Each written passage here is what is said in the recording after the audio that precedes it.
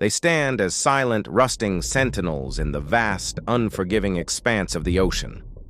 Forged in the fires of human ambition, these deep-sea oil rigs were once titans of industry, symbols of our relentless quest for energy. They thrummed with life, a constant mechanical heartbeat echoing for miles beneath the waves. But now, their work is done. Abandoned, they have been surrendered to the crushing pressure and eternal darkness of the deep. And in that silence, something new has begun to stir. Strange, unexplained echoes now emanate from their skeletal remains, a ghostly chorus from the abyss. What secrets do these forgotten giants hold? And who, or what, is calling from the deep? Offshore drilling is one of humanity's most audacious engineering feats. We built cities on the sea, metal islands designed to pierce the Earth's crust thousands of feet below the ocean floor. For decades, they were monuments to our power, humming with the noise of generators, drills, and the crews who called them home. But resources deplete, economics shift, and technology advances. Decommissioning these colossal structures is an expensive, monumental task. So many were simply left behind, cut from the surface and allowed to sink, becoming artificial reefs in the world's deepest, darkest corners. They were meant to be forgotten, to dissolve back into the elements over centuries. But the ocean had other plans. It began to reclaim them, and in doing so created something new, something alive, and something profoundly mysterious. As these steel behemoths settled on the seabed, an incredible transformation began.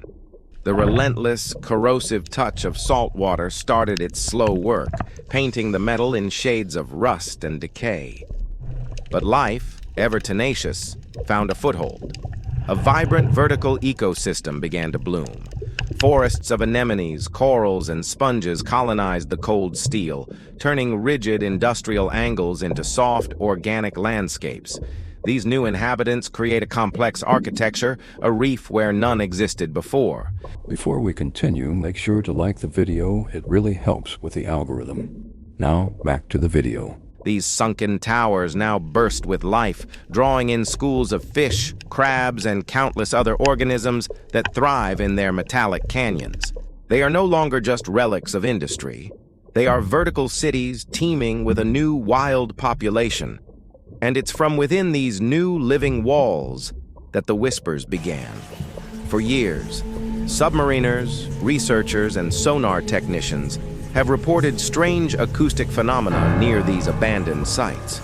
They're not the familiar clicks of dolphins or the mournful songs of whales.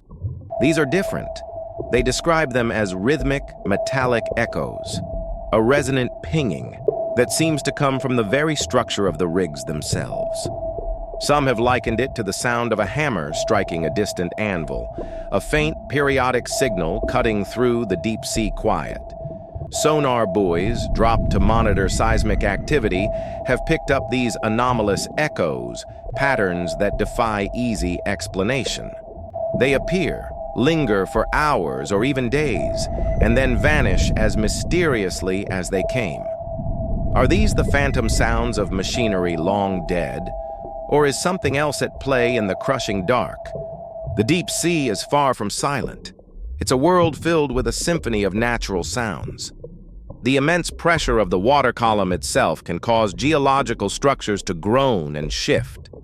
Underwater currents, sweeping through the intricate latticework of a sunken rig, can create harmonic vibrations, much like wind whistling through a canyon. Scientists call this aeolian-like resonance. The steel beams, of varying lengths and thicknesses, could act like the strings of a colossal, submerged harp, played by the unseen hands of ocean currents. Furthermore, the collective noise of the dense biological communities living on the rigs, the snapping of shrimp, the grinding of crabs, the low-frequency pulses of certain fish, could combine to create complex acoustic patterns. These are the logical, scientific explanations. They are plausible, rational, and yet, for those who have heard the echoes firsthand, they don't quite capture the unnerving regularity, the almost deliberate cadence of the sounds. The mystery persists, hanging in the water like suspended silt. To descend to one of these rigs is to enter another world. As the sunlight fades to a dim sapphire twilight, then to absolute black, a sense of profound isolation takes hold. The world above vanishes.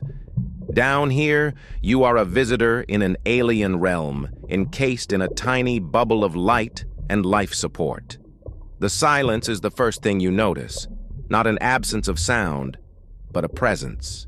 It's a heavy, weighted quiet, punctuated only by the hum of your submersible and the sound of your own breathing. Then, through the viewport, it emerges from the gloom, a skeletal tower draped in marine life rising from the seabed like a cathedral of rust. The sheer scale is disorienting. You feel infinitesimally small, a fleeting witness to a monument of a forgotten age. It's in this haunting atmosphere, suspended in the deep, that the imagination runs wild. Every creak of the hull, every flicker of a distant light feels significant. It's a place that feels both dead and intensely alive, a paradox that sits at the very heart of the ocean's allure. Humanity has always been drawn to the unknown, to the tantalizing whisper of a mystery. We are storytellers, pattern seekers. The deep ocean is our final frontier, a realm less explored than the surface of the moon. Its darkness holds a mirror to our own subconscious fears and fascinations. These echoes from the abyss tap into something primal within us, the desire to find meaning in the static, to hear a voice in the silence. Are they just random oceanographic noise?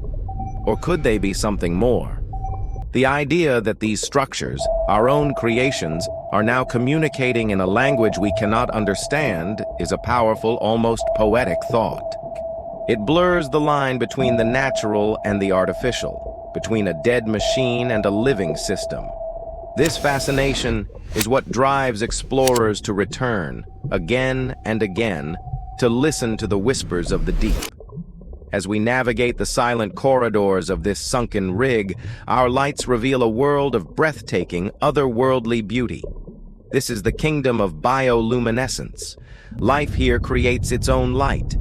A gentle disturbance in the water ignites a cascade of cold, blue-green fire as microorganisms flare in protest.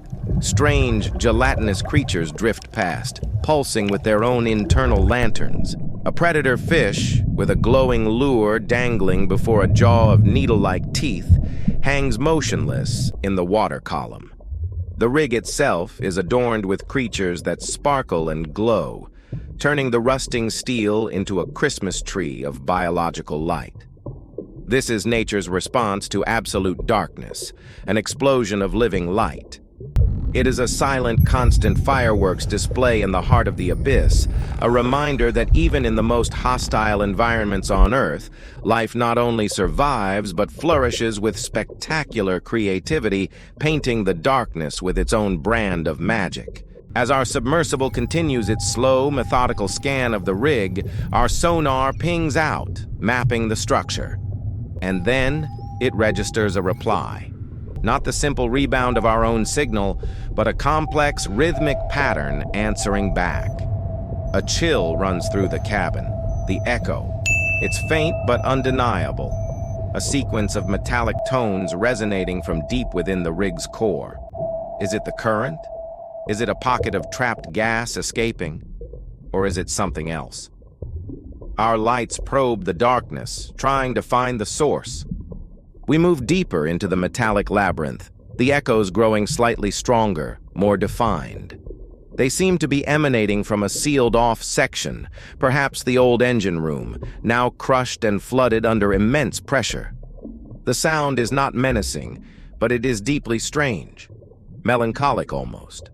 A long, low hum, followed by 3 distinct pings, a pattern, a signal.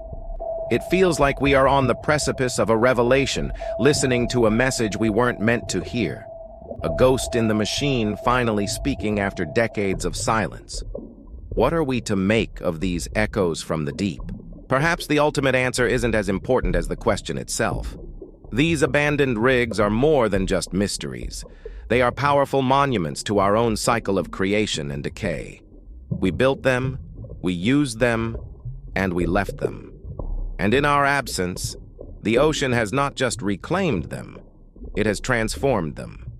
They have become hybrid entities, part man-made, part natural wonder, a testament to both our industrial might and nature's profound resilience. The echoes, whether they are the songs of ocean currents, the collective voice of a new ecosystem, or something stranger still, serve as a constant reminder.